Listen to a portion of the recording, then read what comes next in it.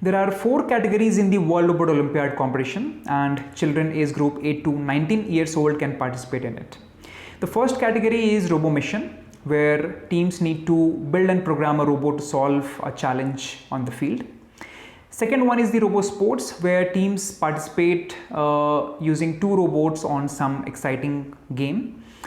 Third one is the Future Innovators, where students need to work on a project and build and program a robot to present their idea. Fourth one is the Future Engineers, where the challenge is based on some advanced robotics following the current research trends. As this tutorial is completely based on Robomission category, so I'll talk more about Robomission category.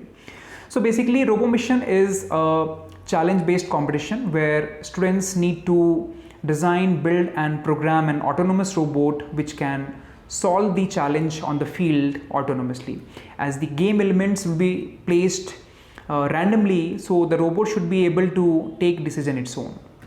And you can make a team of 2 to 3 students, and you can use only Lego based products to design your robot. You cannot use non-Lego materials to participate in this competition.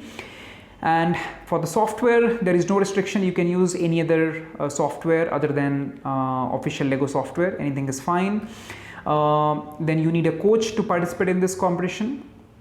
And that's all. And if you want to know more about this category, you can definitely visit the WRO official website for more details. Thank you so much.